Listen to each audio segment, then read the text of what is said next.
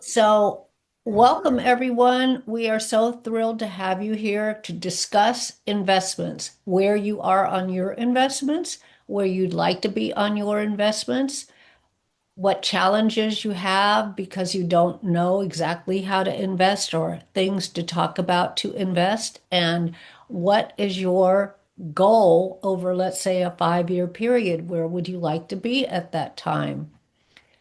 So we have this once a month meeting, the third Tuesday of the month at the nestegbuildershow.com to talk about where you are, where you'd like to be. Are you looking for deals to invest in or vet out? We have a course that we'll take you through if you wish. This today is about a discussion about whatever you want to talk about investing. And we are so lucky to have Clarence Beatty with us because he is a great investor. He's very careful, he's very conservative, and we hope you will join us to continue talking about and understand more because actually, Clarence could be a great teacher because of his what the way he vets out his deals, which we might talk about. Well, but we'll see what Clarence would like to talk about today. So you're all welcome to join in at any time. This is an open discussion for everyone. We are recording, so do keep that in mind. So if there's private information you do not wish to talk about, uh, we could talk about that privately later, like that. So welcome, Clarence. We're so thrilled to have you Thank you. on our very second meeting that we're having. I'm sorry I missed the first. Well, that's all right. Learning how to, as we were talking about before, doing your social media, doing your all the things you need to do to attract people. It takes a lot of work and creation and uh, letting people see who you are. They've got to get to know you and like you and trust you. And then it's our job to remember who they are and keep them in mind. Agreed. Yeah. So besides having computer challenges, as I seem to have daily, we're really glad you're here because I love how you set some of your, I don't know everything you do, but I do know, like you and I have talked about these people that take fees at the close of escrow when they're buying a property. They're the syndicator and they've found a property, they're doing the due diligence, and then they take this, what I consider an enormous fee, usually 3% of the entire deal, which is basically what a real estate agent gets. They usually get between 5 and 6%, and then they split that if there's another broker, and then they have to share it with their own broker. Still, that means that we, the buyers, so to speak, we, the passive investors who are investing with the syndicator, that's coming out of what we could be making. Well, it could be coming out of your principal, which is a worse scare. And it's set up that effectively that is what's happening. The day you're buying a deal, you're paying a premium with some of the fee structure that these syndicators over the last 10 years have been able to put into deals. And I think as investors, um, it's good for us to come together and discuss who worthwhile syndicators are and deal promoters and who isn't. And I think we should be public about it because the people that are lousy, uh, they're not helping the industry or the investors. And unfortunately, a personal opinion, but I think the whole industry over the last few years has skewed to that overburdening position by a syndicator where they just overfee everything up front. And that's okay if they're bringing a great deal, but Mhm. this is being done with market deals. and that's it's just not a good situation.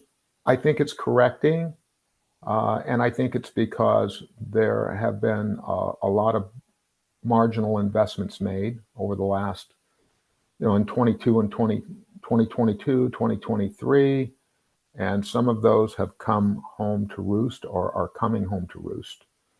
So, What do you mean by marginal? well, I mean deals that are losing money or that Okay. are in danger of losing money, that Yeah, aren't because aren't cash flowing the way that they promised, that presented an exit strategy that is not being able to be attained, that have uh, variable loans or loans on terms that aren't going to be reproduced when it becomes time to refinance them if they have to stay in the deal. So, it they're just deals that were optimistically underwritten, and the optimism isn't being proved out by the current market. That- which is the situation we're in right now. exactly. And then I wonder, because I hadn't thought about this till you brought this up, when these marginal, we'll call them marginal sponsors, have a capital call because they didn't structure the deal properly, are they also putting in capital?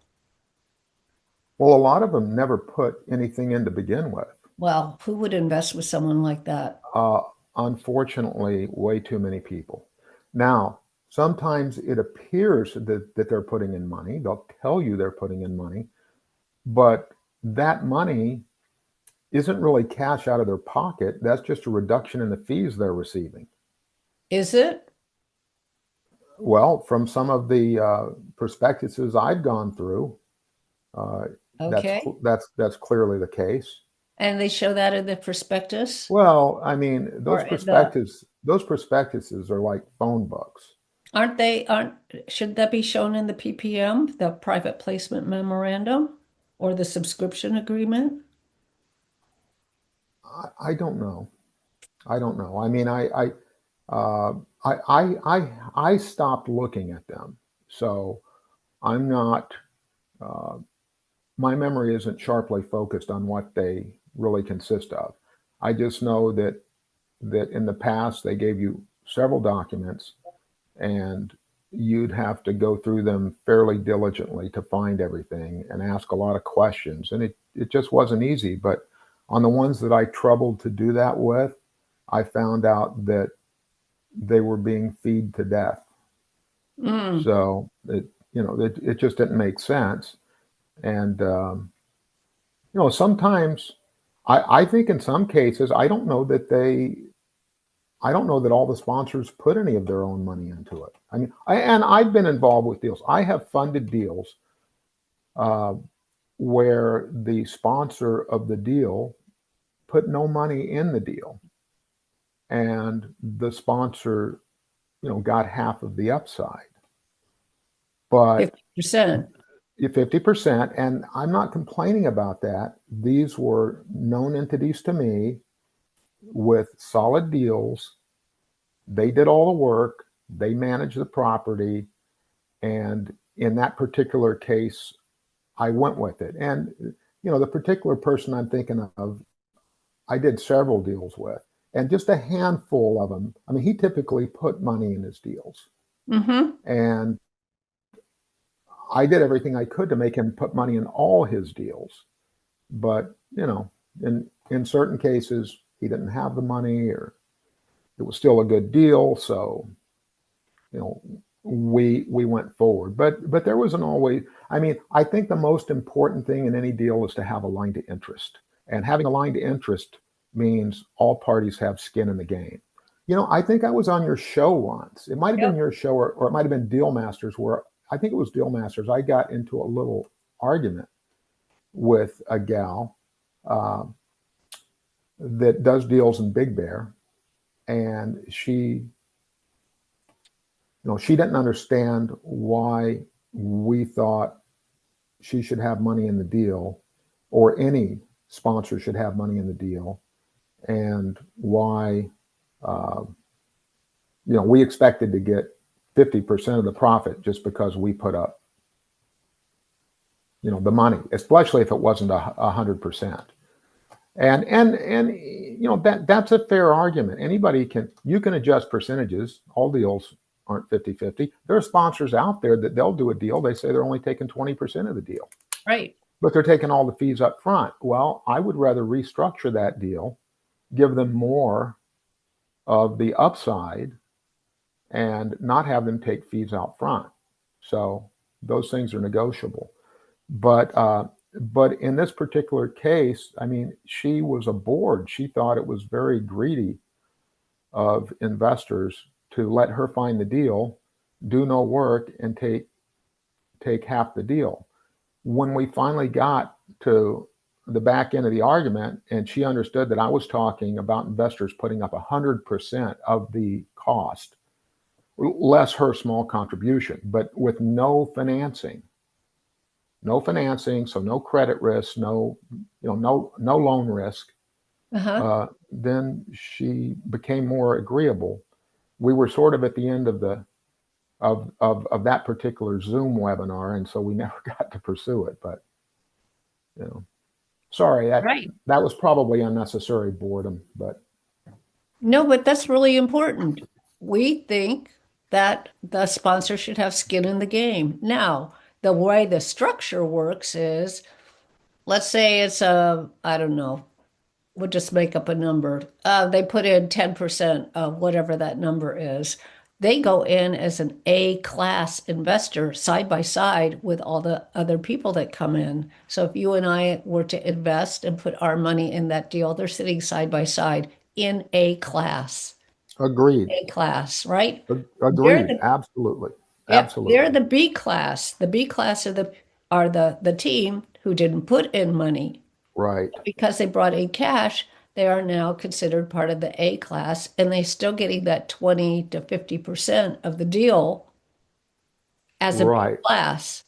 Now they're supposed to pay everybody first, but again, things have changed. People who have done certain education, of whom I won't say their names, have told the sponsors, you should pay yourself first. Well, I'm totally against that.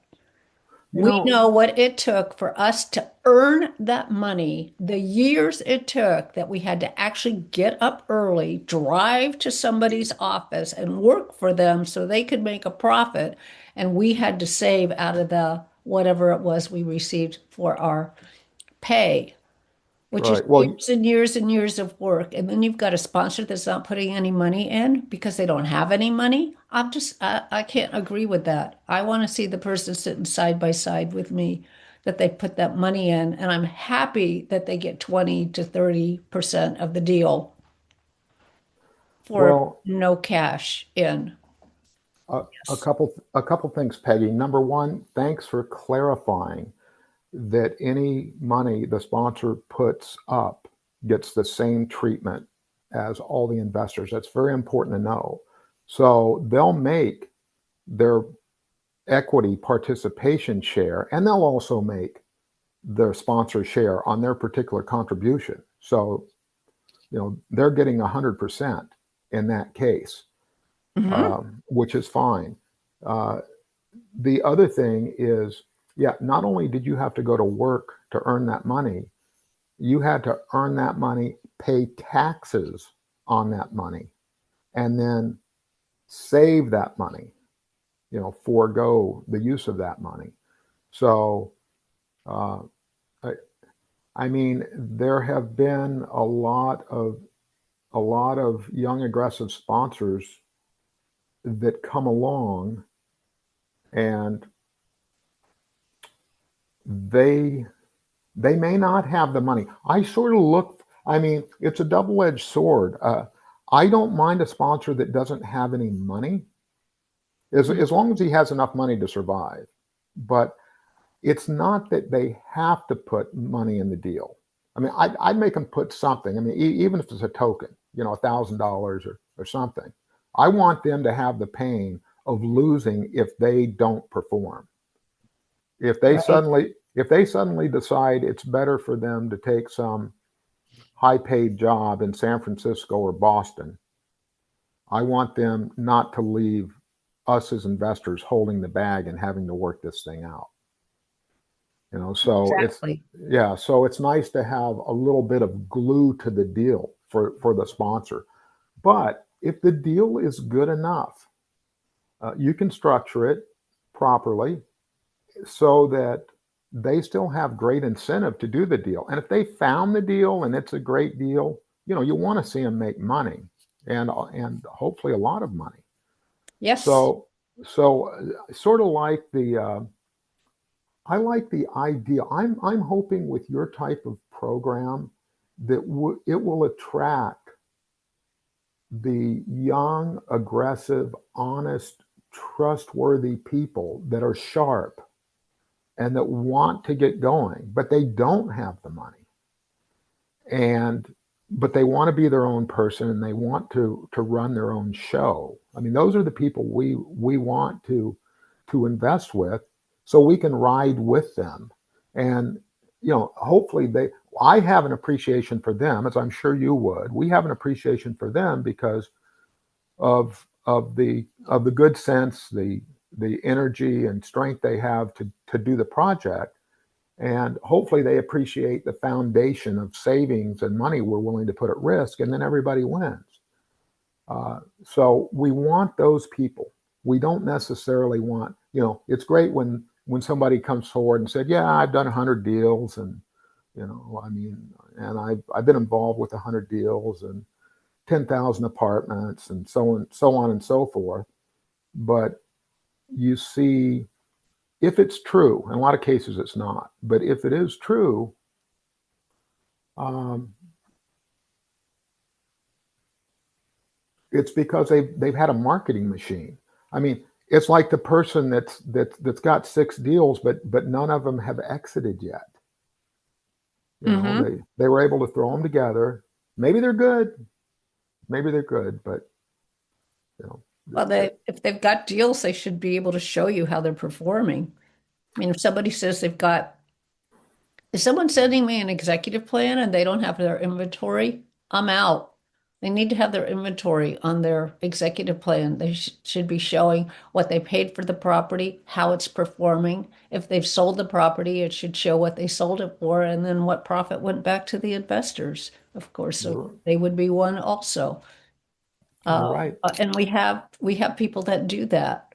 I had a company that said, "Oh, that's all private information." I said, "If it's all private, nobody's going to invest with you.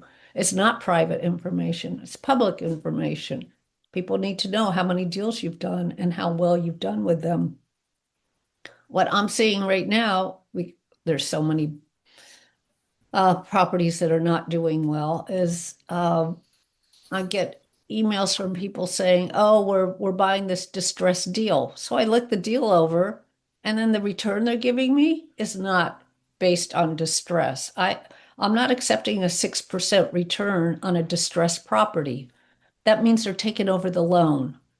Oh, they said, "Oh, well, we're not just taking over the loan, we're paying these people something out." Well, but why are you putting me in a 6% return when on a distressed property I should be getting somewhere between 9 and 12% return? That's what distressed is. And I'm wondering, do these people that are fairly new to investing understand what distress looks like and what investors want on distress? 6%? Come on, give me a break. Sure. Hey, let me ask this question. Let's shift to returns in general.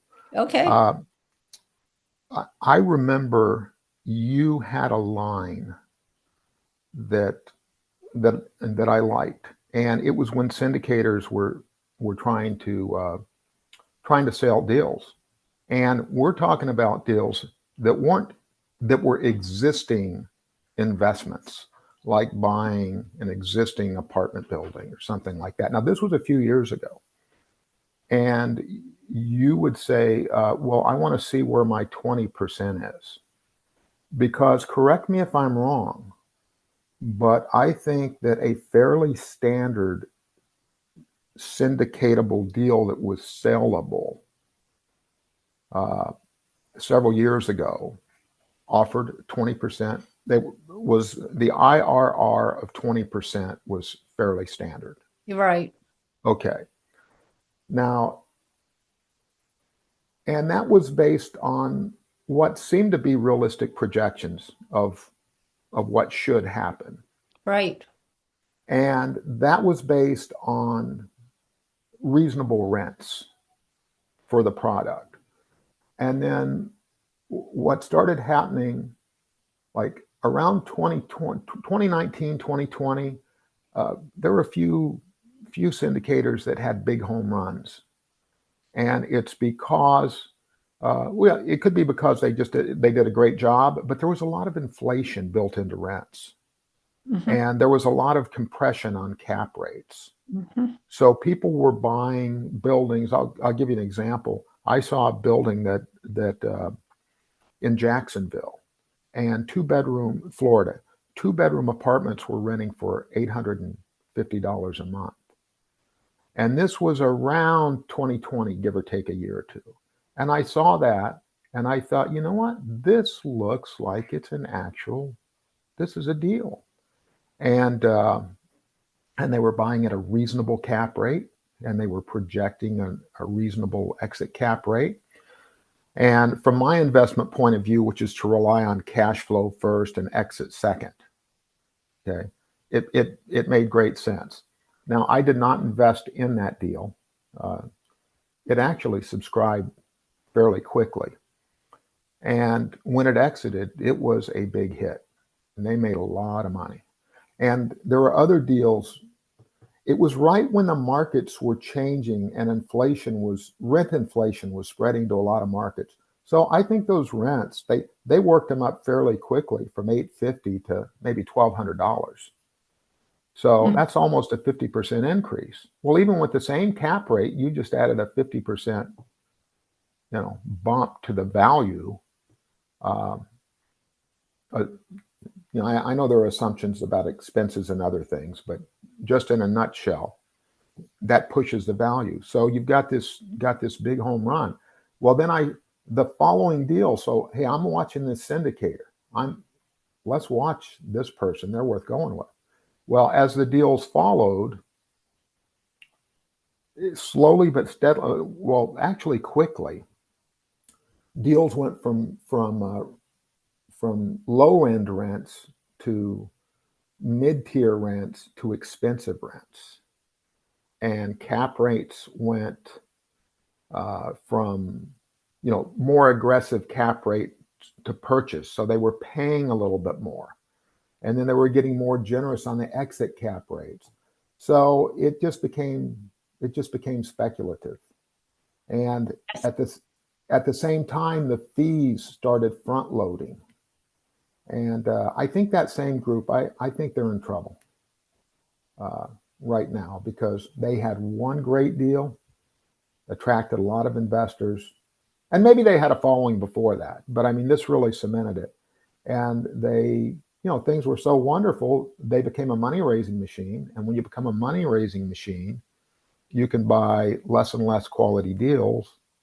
And if there's a blip in the market, like there is now, then you know you find out that people have gotten themselves in trouble.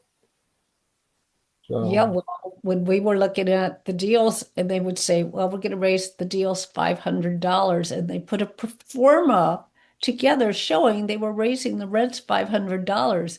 I'm like, this is not possible. You cannot raise the rent $500. People will leave and then you will have a vacant building. And they said, oh, well, we're not raising them all at once. We're only going to raise it over the next 5 or 6 years. I'm like, well, that's not what your performance shows. right, So why would I invest with somebody that's not giving me the real pro forma? Because I'm looking at because I won't look at anything if I don't see the current 12-month, trailing 12-month income and expenses. perfect. And I'm like, these numbers don't make any sense. Oh, and then they don't raise the price of the insurance. and they don't raise the price, the amount that the property manager is getting, which of course goes up because of rents collected, right? So I'm like, Right. there's things here that really have to be, like, we've got to really check that out. And then I met people that have said, well, oh, our investors don't want us to put any money in. And I'm like, oh, well, I'm not one of them. Right. I won't ever be investing with you. And then every time he gave any money back, he cut their investment. I'm like, well, this is okay with the investors. It's not okay with me. I worked hard to put that money in and I'm glad to get it back, but certainly I shouldn't be cut on my cash flow. That's why Agreed. I went in, was for the cash flow and you keep Well, my cash flow. the other trend that I've seen, and we saw someone was pitching this, and I think, I don't know if it was from you or not, but they wanted the investors to put up the money, and then at year 3, 4, or 5, they bought the investors out, and Uh-huh. they gave them a preferred return, but then they kept the project, and the Right. investor was just bought out. And I think I remembered us discussing this, and I said, they're just looking for a loan. They They're are. and they're looking for a low priority position loan. I mean, it's it's they're trying to raise equity, but they want to pay off like it's a loan, and it's just absolutely unacceptable to But have they're your not paying off like it's a loan. They're paying off by the appraised value. So because they have gone in and rehabbed everything, they've now raised all the rents. The property has a brand new value. Based on that value, that's how they do the refinance, and they buy the investors out, like you said, like a loan, except not like a loan. You're getting 20%. well, You're you're getting getting whatever. 20% annual. So if it's a 5-year deal, you're getting 100% of your money back. Yeah, I never saw any that generous. But even if it were that generous, the reason we invest as equity investors is for upside. Yep. And if I don't have the right to Mm. stay in that deal because they deem that it's so good, they want to keep it and buy us out. I mean, just the thought of that is unacceptable to me. But So here's the other thing. 99% of the people who invest get bought out anyway because they sell the property. It's so yeah, unusual to actually be working with someone that wants to keep the property. So they're basically using us investors so that they can keep the property. And they're paying a very nice return to them for that privilege. So think about that. no, no, I Not I going to get have, that's the thing is the other thing is you're not going to get cash flow as soon as they've got the deal ready to go and you might get some cash flow because they have to establish the 6 months of showing that it's performing to a lender. So you might yeah, get 6 months of cash flow, but then yeah, you're bought out because they want to keep the property. Otherwise, they would sell the property and they wouldn't right. have it either. So I'm all, I mean, this is where you and I differ. I am all for people keeping the property. And they say, oh, the people want their money back. Well, actually, you could stay in if you put $1 million in with these particular people. You'll get your $1 million back. You'll get your 20% annual back, and you'll stay in for cash flow. But you have to put Well, that amount of money in to stay in. yeah, I guess my point of view is what I'd rather do is if I buy into a deal because it's a good deal and because there's room to improve the cash flow and improve the property and make it more valuable. Hmm. When we've done that for 4 or 5 years, whatever it takes, or 7, and it's valuable enough to provide a payday to us and the sponsor.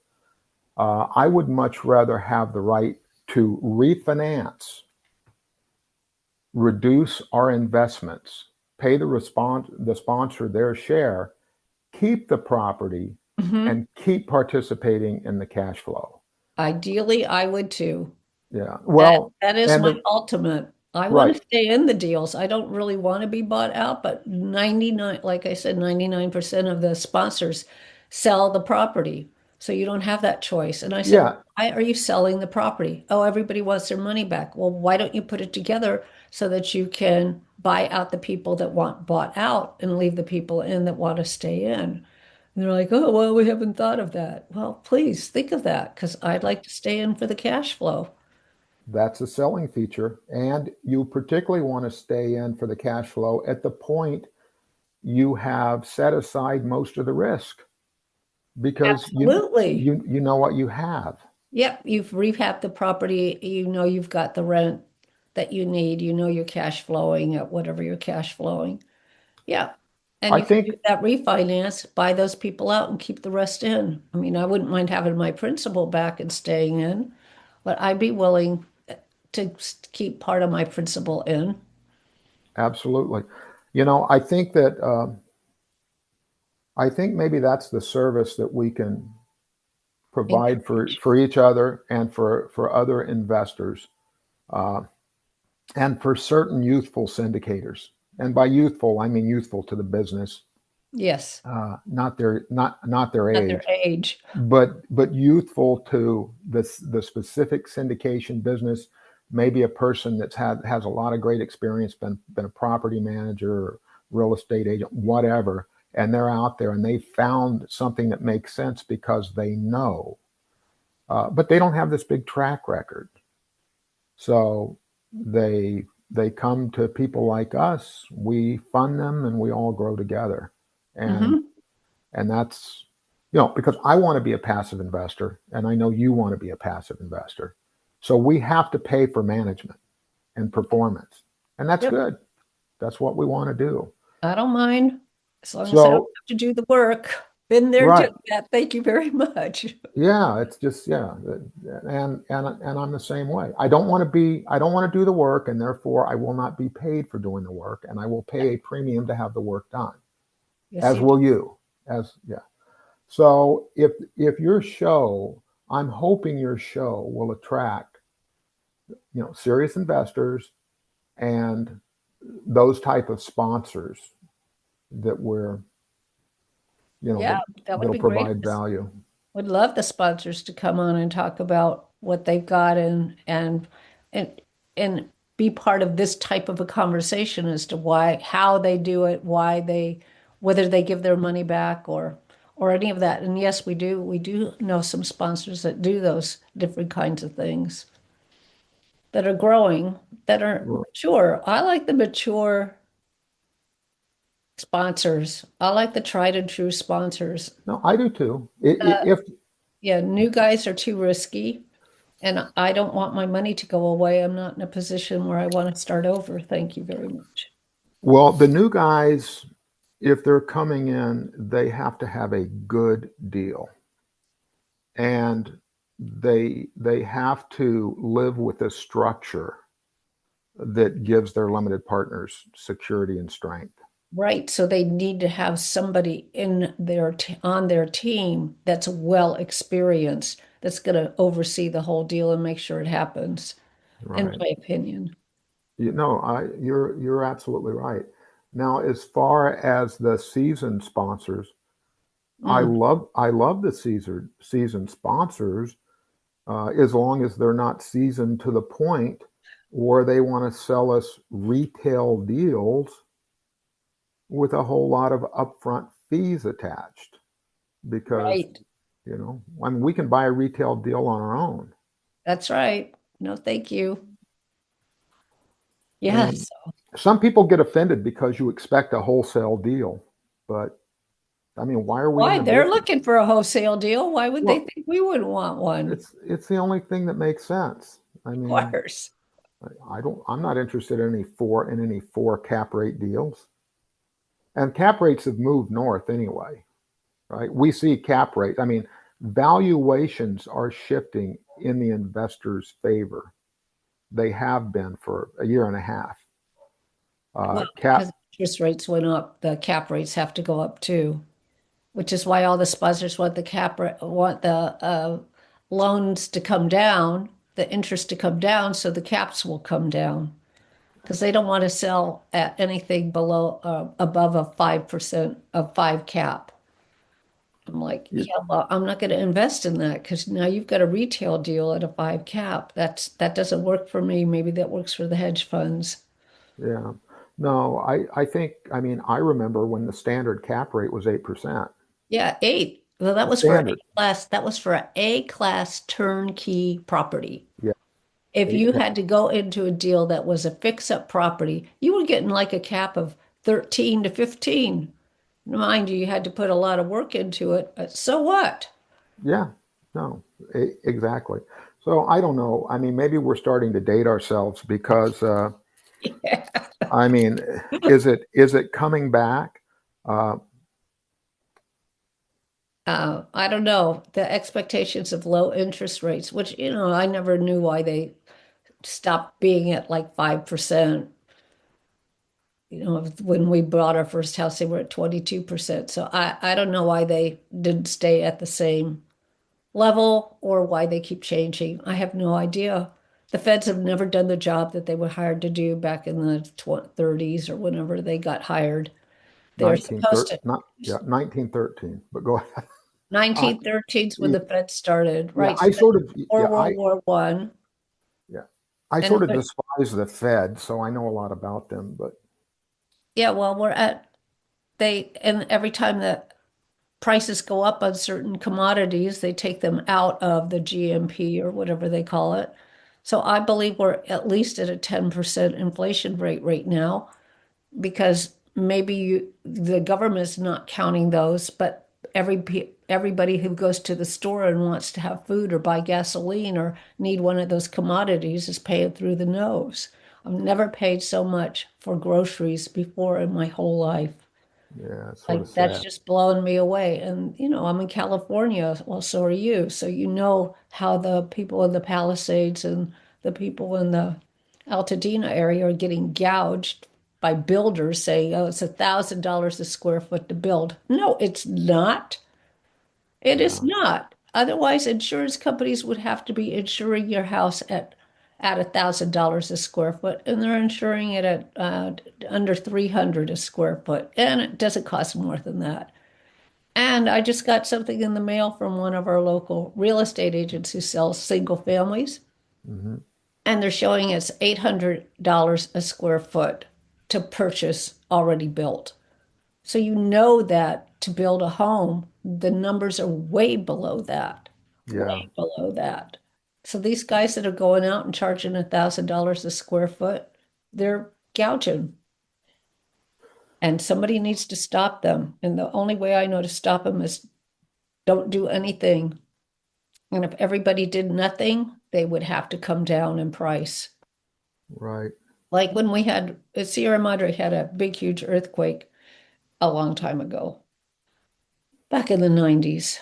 And these guys they told me straight out, oh, we're gouging. They didn't use the word gouging, but they would say, oh, we can charge all these high prices to get the houses fixed up and put back in. I'm like, well, I have a little bit of work that needs to be done, but I'm going to wait until they're hungry, which I did. We only needed our fireplace. So we went like 3 years without a fire in our fireplace. And then we had it rebuilt for like under $1,000, where they were getting $5,000 previously.